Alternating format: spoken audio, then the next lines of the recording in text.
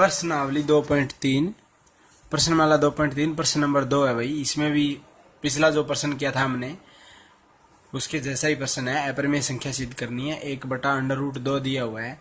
हमें पता है कि अपरिमेय संख्या वह होती है जो अंडर रूट के अंदर अभाज्य संख्या, जब हम अंडर रूट के अंदर अभाज्य संख्या देखते हैं तो हम देखते ही है, पता चल जाता है हमें कि वह क्या है, अपरिमेय संख्या है। तो इसको अगर डायरेक्ट सीधी विधि से करें तो ये लिख देंगे कि किसी भी संख्या को, किसी भी प्रमेय या अपरिमेय संख्या को प्रमेय संख्या से भाग देने पर वह प्रमेय संख्या ही होती है। ठीक है, डायरेक्ट यही। और अगर दूसरी विधि है तो इसमें देखो √2 है ना, वो हर की जगह लिखा हुआ है, और हर में अगर √2 है तो मतलब नीचे क्या है, ये अप्रमेय संख्या है। और इसको अप्रमेय को पहले परिमेय बनाएंगे और उसके लिए क्या करेंगे, हम प्रमेयीकरण करेंगे हर का। तो हर का प्रमेयीकरण करने के लिए क्या करेंगे, क्यों किया जाता है हर का प्रमेयीकरण? हर का प्रमेयीकरण इसलिए किया जाता है क्योंकि जब नीचे अप्रमेय संख्या हो तब उस क्वेश्चन को हल करना कठिन होता है। इसलिए नीचे वाली जो संख्या है ना उसको प्रमेय संख्या बनाया जाता है। और कैसे, जो हर है ना उसी हर को ऊपर नीचे गुणा किया जाता है अंश और हर से। इसलिए ऊपर √2 और नीचे हो जाएगा 2। अब ये वाली जो संख्या है ना, यहाँ पे हम देख सकते हैं कि हर है ना वो क्या है, प्रमेय संख्या है, और ऊपर है अप्रमेय संख्या।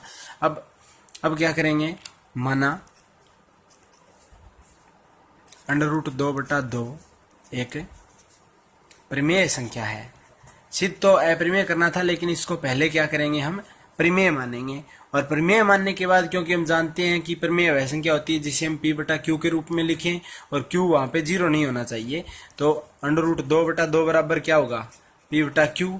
और अब अगर इसका तिरछा गुणा करवाए ना हम, तो क्या परिणाम निकल के आएंगे। √2 एक तरफ रखना होता है, √2 क्या कहाँ रखना होता है, एक तरफ रखना होता है। तो यहाँ पे √2 रखेंगे, इस साइड क्या आएगा, √2 बराबर 2 गुणा P/Q। अब हम जानते हैं कि ये क्या है, अप्रमेय संख्या, और ये क्या है, बराबर में प्रमेय संख्या। जो 2P/Q है ना, ये प्रमेय संख्या, और अप्रमेय संख्या और प्रमेय संख्या कभी भी बराबर नहीं हो सकती। इसलिए हम कह सकते हैं कि ये विरोधाभास होने के कारण जो 1/√2 है ना, ये क्या है, अतः 1/√2 एक अप्रमेय संख्या है। इसी तरह से हम अन्य जो क्वेश्चंस है उसका भी हल कर सकते हैं। जैसे अगला प्रश्न है इसी का दूसरा प्रश्न। इसमें 6 प्लस में √2 दिया हुआ है, तो हम क्या करेंगे, सेम टू सेम जो पहले किया था ना वैसे ही करना है।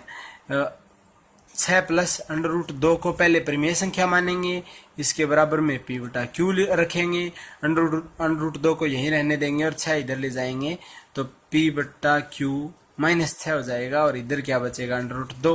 अब हम जानते हैं कि ये प्रमेय संख्या नहीं है, ये अप्रमेय है, ये प्रमेय है, और दोनों बराबर नहीं हो सकती। सेम टू सेम अगर अगला देखें, प्रश्न नंबर 3, तो प्रश्न नंबर 3 में क्या है, 3 √2 है। अब की बार क्या है, अप्रमेय संख्या का और प्रमेय संख्या का क्या हो रखा है, गुणा हुआ है।